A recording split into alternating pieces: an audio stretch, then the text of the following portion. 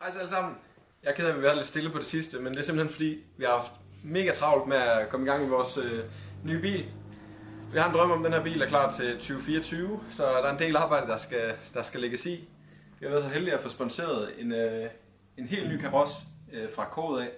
Så hvis du vil hjælpe os lidt, så skal du hjælpe vores sponsor, og hver gang du mangler dele til din BMW, så hop ind på deres hjemmeside og bestil den der. Ja, det er en helt ny karos, og den har aldrig været på vejen før. Det eneste, den har fået fra BMW er sådan set, at den er blevet sealet og primet. Men fordi vi skulle svejse hele karossen op, så den er stærkere end en normal gadebil, så har vi fjernet alle sealingerne. Så det er det, vi arbejder på nu, og det er måske lidt den kedelige proces, men jeg håber selvfølgelig, I vil følge med under hele opbygningen af den her bil. Så ja, der kommer selvfølgelig en masse med, at vi lige får svejset lidt i den og får fjernet noget af alt det her sealing, som bare det at fjerne sealingen har taget 20 timer, så det er en lang proces. Men ja, vi har fået nogle sindssygt fede stumper ind til bilen, og der kommer selvfølgelig nogle videoer, hvor vi går lidt mere i dybden med det. Men bare lige for at tage det, så har vi fået et komplet bodykit til bilen, der hedder TrackMat. Det kommer fra et firma, der hedder Derorex. Og det er egentlig noget af det bedste, du kan få. Det er faktisk TUV-godkendt til, at sætte sig lidt ind i det, så det passer bare sindssygt godt på bilen. Så har vi været ved Qualitech og købe lige et sæde og en håndbremse og nogle pedaler og noget, fordi alle de her ting, de skal lige prøvemonteres i bilen, før at den skal til maler. Jeg har en drøm om, at bilen den kan blive malet sådan imellem jul og nytår, fordi at, hvis den skal være klar omkring maj, hvor der er sæsonstart, så har vi travlt, og der skal lægges nogle timer i det. For I lidt mere med i, hvad planerne er bag den her bil, så tænker jeg egentlig at fortælle lidt om, hvad der bliver puttet i den. Og så kommer der selvfølgelig en masse videoer, hvor I kan se, når vi monterer de forskellige ting, og så snakker vi lidt mere i dybden omkring det, for det er en masse nørdesnak, når man går i gang med sådan en ny bil her. Motoren, som der kommer i, det bliver den samme, som vi kørte med i 30'eren, og det samme med gearkassen. Så det er selvfølgelig noget, vi kender og ved virker. Lige når det er lige over at blive gennemgået, så vi ved, at alting er i orden op ved Dansk Cylinder Service. Den bruger vi hver gang, vi får lavet motor, og det er derfor, det bare...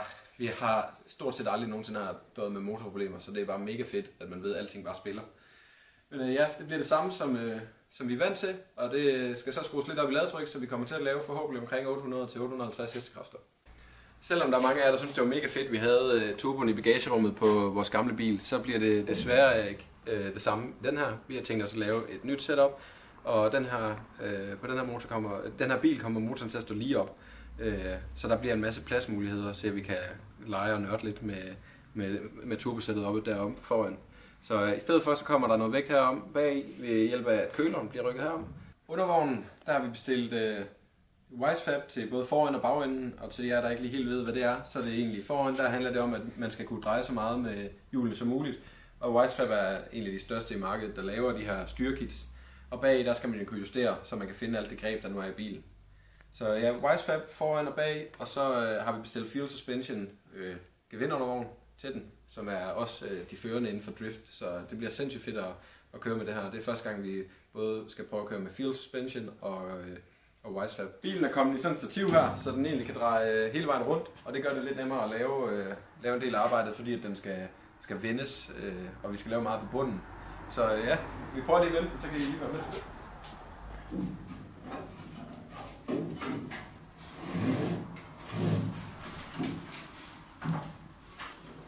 Det må være der. Det første, der skal gøres på sådan en bil her, når den skal laves om til en racerbil, det er, at man fjerner alle de her sealinger, som der er. Og det tager jo sindssygt lang tid, så vi har faktisk allerede brugt 20 timer bare på at fjerne det. Og når det så er fjernet, så er i alle samlingerne af bilen, så er der selvfølgelig de originale punktsvejsninger, men for at gøre den lidt stærkere, så giver man den lige sådan nogle punktsvejsninger her, og det gør man over hele bilen. Så der er lidt arbejde i det, og det er det, vi arbejder på nu.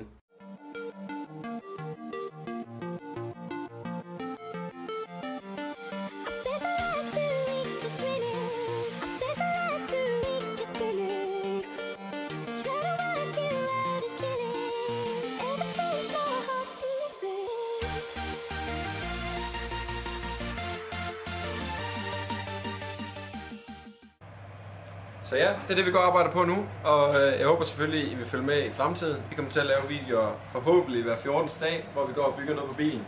Og selvfølgelig, når vi kommer ind i lidt mere spændende ting, så kan vi nørde lidt ned i det, og jeg kan fortælle lidt mere omkring det. Så ja, jeg håber, I følger med, og husk lige at gå ind og følge os på Instagram og diverse andre sociale medier, vi er på. Det vil hjælpe os sindssygt meget.